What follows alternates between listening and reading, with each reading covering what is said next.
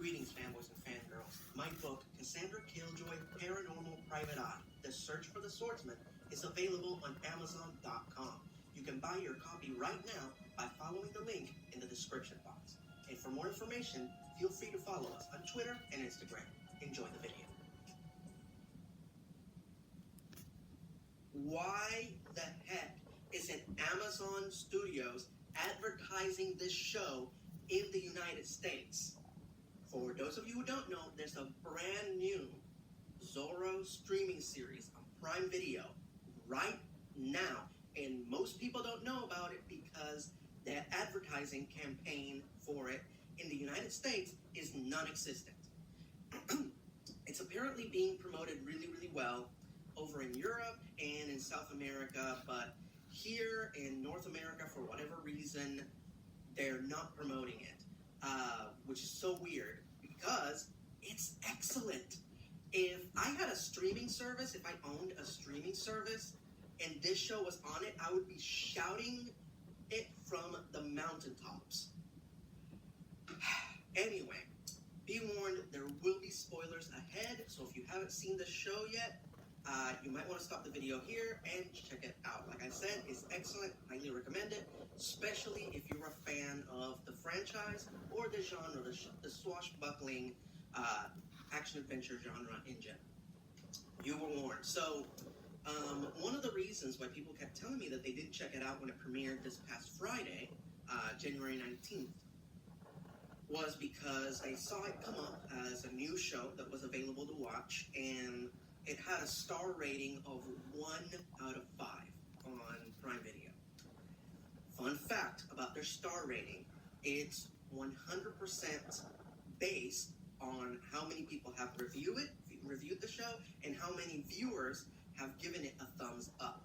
So even if all the reviews are positive and everybody who has seen it has given it a thumbs up, if not a lot of people have done that, then collectively the star rating is low. With that said, right now, as I am recording this on the Tuesday after it premiered, it already has 4 out of 5 stars as its rating. So there you go. Furthermore, it's number 1 in Brazil. It's number 9 in the United States. And right now, as I am recording this, it has an audience score on Rotten Tomatoes of 86% positive. So no critics score yet. Either not enough critics have reviewed it on Rotten Tomatoes, or no critics have reviewed it on Rotten Tomatoes yet. But I'm reviewing it right now, and I'm telling you, this is a quality show. The writing, the shot design, the cinematography, the production design, the costume design, the makeup effects, the VFX, the practical effects, the stunts, the fight choreography, everything is top-notch. This is a Zorro show that is produced with the utmost quality and artistry. All right? People keep asking me, how does it compare to previous Zorro adaptations? And to tell you the honest-to-God truth, it's like comparing apples to oranges. All the previous adaptations were designed for their medium.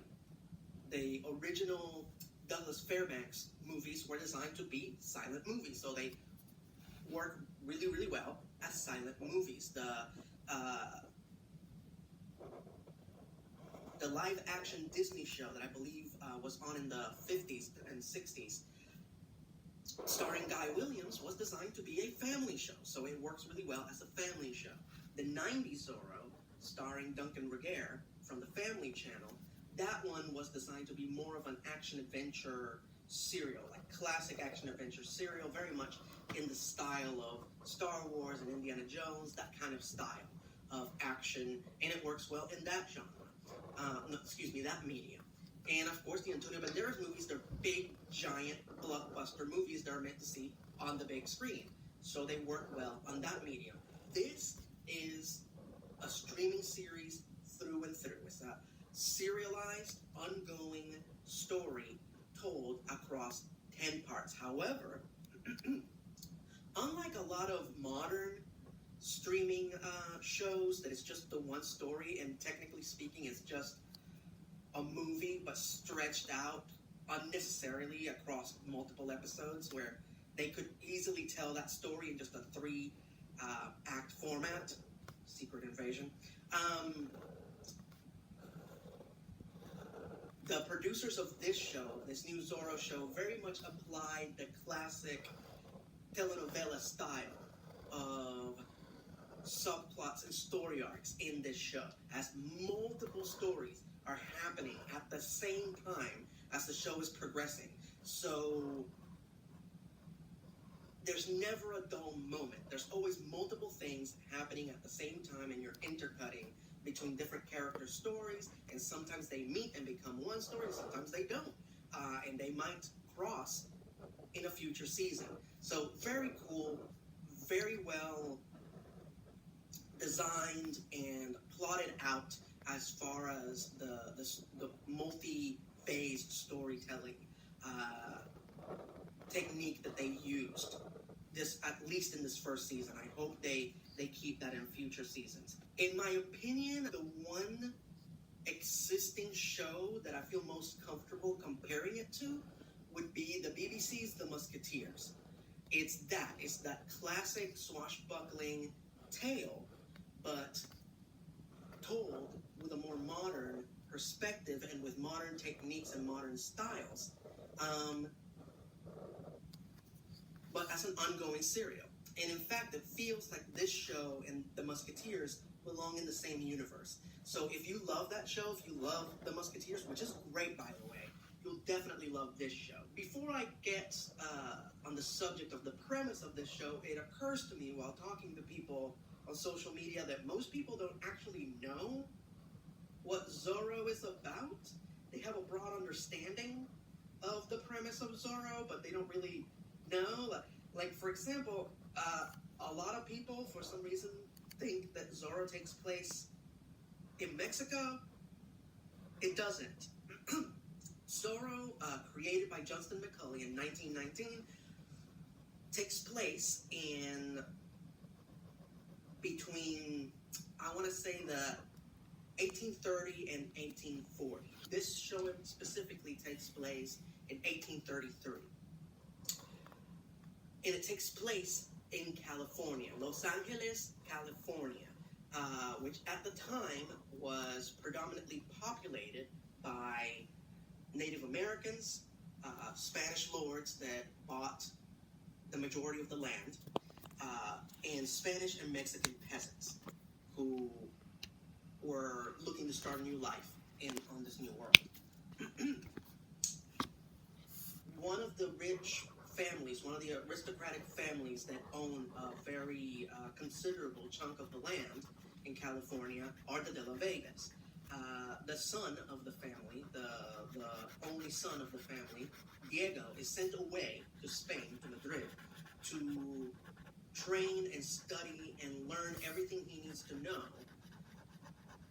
to be a gentleman, to be a caballero, to be somebody worthy of taking over the family business and inheriting the land and their fortune and being the head of the family one day.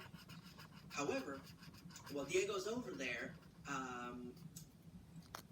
on top of learning how to fight and strategize and handle himself physically as a warrior, as a caballero, he also develops a thirst for knowledge. This is a very exciting time as far as scientific and technological advances, so he stays a lot longer studying and learning everything that he can. In the midst of that, he finds out through correspondence that there is a great deal of corruption back at home. So he decides to go back and finds that, sure enough, the people are being terrorized by the government and mistreated. He feels the plight of the people, so he decides to apply all the skills that he learned in Madrid, but both as a fighter and as a thinker to fight on behalf of the people under the guise of Zorro. Some people have accused this new show of changing the lore.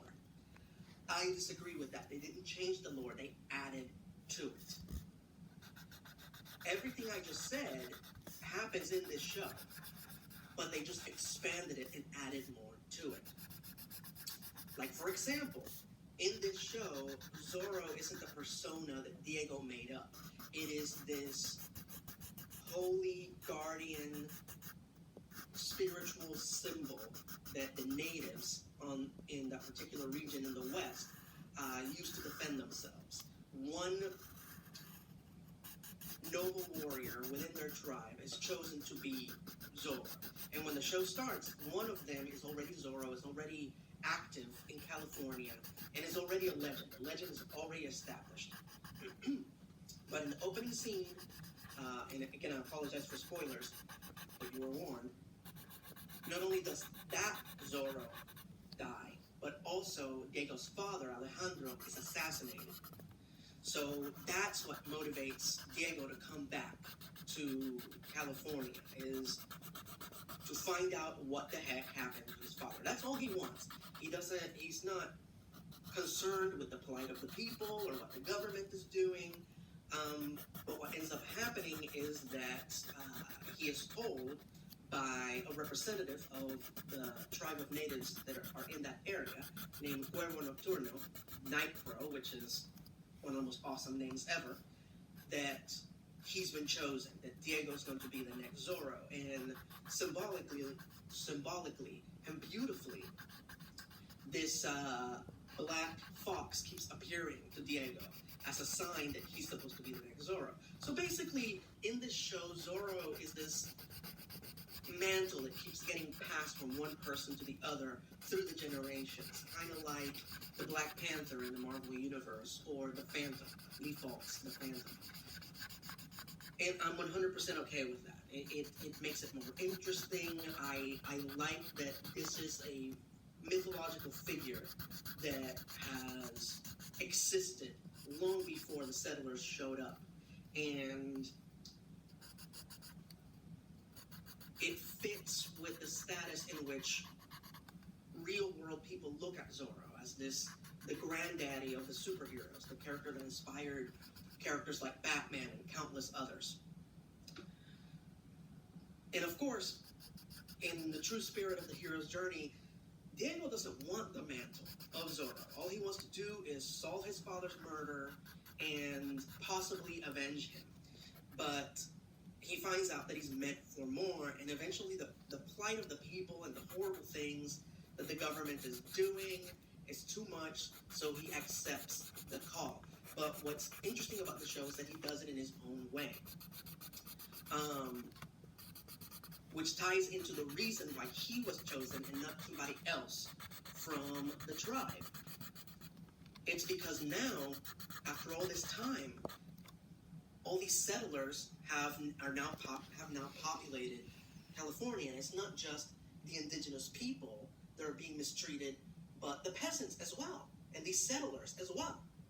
And Diego is chosen, and one is the difference between the myth and the reality. This theme, of course, is illustrated the best in my favorite episode of the season, which is episode 7, The Myth. And the episode basically shows you side by side what actually happened and what the local newspaper, the Californiano, printed, and how they tell the story of the events of Zorro trying to liberate the people and the ongoing conflict between Zorro and the government. Amazing episode. To me, that episode alone makes this show better than most modern streaming series that are available right now. Another one of the major themes that plays throughout the season is that of choosing justice or choosing vengeance. And it's represented through multiple characters. Like I said, Diego is initially more concerned with getting revenge for his father's death, but other more pressing matters come up, so he chooses to fight on behalf of justice because there is none. Because when justice is outlawed, the just must become outlaws. However, that's also represented through other characters, namely one of his main antagonists in the series, which is Na Lin, who is the native woman who believes she should be the next Zorro, because her brother was the previous one, and she just wants revenge, just plain and simple revenge. She is the Punisher, Zorro's Batman, and so Zorro's in the middle, and on this side you have Capitan Monasterio, who's the captain of the guard in the town, who is completely divided as to whether he should continue to follow orders blindly or do what's right. So those three characters and others as well, you see this theme play out consistently throughout the entire season. All right, let's talk about the cast, starting with Zorro himself, Diego de la Vega, Miguel Bernabeu. So I keep hearing criticisms that they purposely casted your stereotypical, looking male lead for this show, light skin, blue eyes, light hair. If you're under the delusion that look was invented in the United States or by Hollywood, you're sorely mistaken. Unless you missed it, a major plot point of Zorro is that Diego is of noble birth. And traditionally speaking, Spaniards that are of noble birth have very light skin, light hair, and usually blue or green eyes. Okay? And I even heard somebody arguing that, but Antonio Banderas was Zorro in the movie. Apparently that individual didn't actually watch those movies because Antonio Banderas doesn't play Diego de la Vega. He plays the next Zorro, Alejandro Morieta. Diego de la Vega is played by Anthony Hopkins. And I'll let you fill in the blanks. Anyway, so Miguel, however, let's talk about Miguel's performance. What actually matters, and it's good. Okay, the man has that Chris Evans, Melissa Benoist quality where, yeah, he is the ideal. He is super handsome, he's tall, he's everything you want in a lead. However, he has this appeal, this natural appeal, where you just believe that he is that noble. You believe that he's that well-intended. And that's excellent. And then when he's Zorro,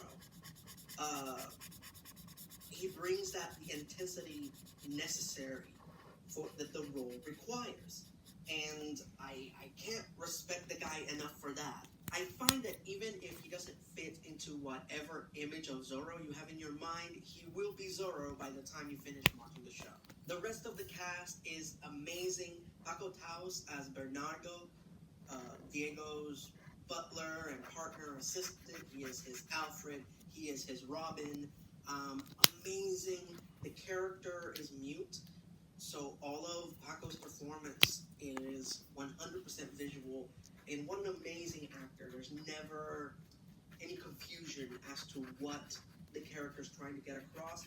I cannot compliment Rodolfo Sancho enough, who plays Governor Victoria. Excellent villain. My only complaint is that he leaves the show a little too early, in my opinion, and I think this should have been a character that should stay a lot longer. However, his departure creates even more problems for Diego and the rest of the characters, so that was an interesting choice. So it's not a complaint, it's just, man, I feel the loss of his character. I also have to highlight that this show has the best and most badass female characters that the franchise has ever had. No disrespect to Catherine Zeta-Jones in the movies, but these were multiple awesome female characters all throughout the shows, some of them with their own stories, with their own plot lines that didn't actually crisscross or involve Zorro, which I thought was awesome. But the top two being Lolita, who is Diego's love interest, and of course Nalin, who is the woman who feels that she should have inherited the mantle of Zorro. Awesome, badass characters.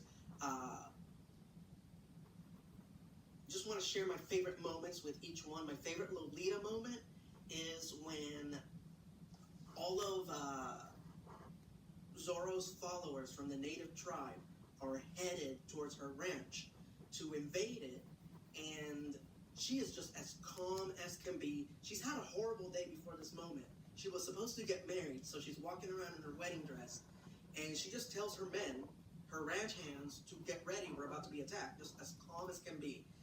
And they're all getting ready, and she walks inside her hacienda, and there's a wall over I believe the fireplace. There are 3 rifles on hooks, and she walks up to the fireplace, rips the skirt off of her dress, grabs 2 rifles, and heads back out to kick some ass.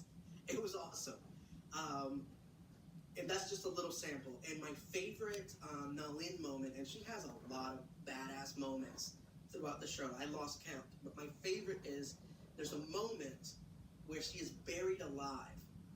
And it's an excellent, beautifully edited sequence of Zorro and other members of her tribe riding their horses in the rain, trying to get to where she's buried so she doesn't drown or suffocate while she's underground and it's raining. And they're riding to get there, and they get there, and she already got herself out. Badass. And like I said, that's just the tip of the iceberg. There are more awesome female characters in this show. Can't compliment them enough. And last but not least, the last actor that I really want to make sure to compliment, and everybody's great, but I think the unsung hero of this cast is Emiliano Zorrita as Capitan Monasterio, the captain of the guard. Generally, in Zorro adaptations, the captain of the guard, Mendoza, Garcia, is generally the comic relief, the butt of the joke, the character who Zorro humiliates all the time, and it's generally the one who gets a Z carved into the ass of his pants in almost every installment, every time he meets Zorro. Here, that's not the case. Like I said, illustrated earlier, he is conflicted, and while, unlike Bernardo, who can't speak, he can speak, but a lot of that inner conflict is performed visually by Emiliano. It's all in the character's face. Like, you can tell that this guy ain't happy with the way that things are going down. He is not happy with the orders that he is meant to be carrying out, and you have a strong sense that he wants to do good. But it's not simple, and that's one of the things that I love about this show the most, that it's not black and white. It's not good guys against bad guys. There's a lot of gray in the middle. It's not as easy to make the right choice. Like, everything that's happening with the natives, they were forced out of their land. They're being abused. They're being oppressed. It's hard to argue with Nalin and the way she wants to go about being Zorro and getting revenge and forcing out all the settlers that are on their land. It's hard to argue with that. Yes, her methods are very violent and leave little to be desired, but you get it. You get her point of view, and you see that conflict in Monasterio throughout the whole season. So this is going to sound like I'm bragging, and I swear to God I'm not, but I have had the great fortune these past few days of getting to talk to the producer of the show, Sergio Bissolante, on Twitter. He was kind enough to follow me, and he's followed a few people that have also been commenting on the show and been talking to all of us. And asking us our opinion on the show, and most interestingly, asking us for notes or criticisms of the show, which I've never experienced in all my time that I've been internet creator, reviewer, however you want to categorize me.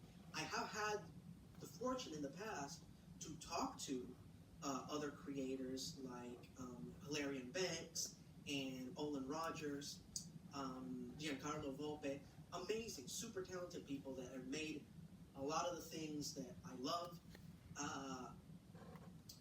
Tad Stones, but it is always like a back and forth, like joking conversation. This was like, I need to know what you really think of my show, and what would you do differently, that sort of thing. And so as far as what I would change, as far as the criticism that I have about the show, the only thing that I could think of, and it's pretty much what I said to him, is that I just want to see more of Diego applying his knowledge and his genius to his activities as Zorro. More smoke bombs and misdirection. One of his greatest... Scooter, stop messing with the camera. My cat's messing with the camera. Sorry about that. One of Zorro's greatest weapons and what makes him so effective as a crime fighter is the fact that he is a well-studied, learned man. And generally, one of the reasons he succeeds is because he's going up against ill-educated, ignorant people, corrupt people. So just more of that, more of, applying science and his genius and invention. I want to see him use devices with like wooden gears and a pulley system, and maybe like a wooden Zorro like comes out, and all the bad guys go and attack that Zorro. It's like, sir, this isn't Zorro, and Diego's actually, on the other side of town, saving whoever he needs to save, or stealing whatever he needs to steal. Some of that. That's what I would like to see. Hang gliders, hot air balloons, trap doors, just cool, technological, brilliant stuff that Diego can use to fool his enemies and make Zorro look more magical and otherworldly. That sort of thing. And of course, the one storyline, the one plot thread that's still dangling in the wind that I cannot wait is Zorro's confrontation with Samael, the Desolate One. This very psychotic character that is pretending to be his half-brother. There was a storyline in the 90s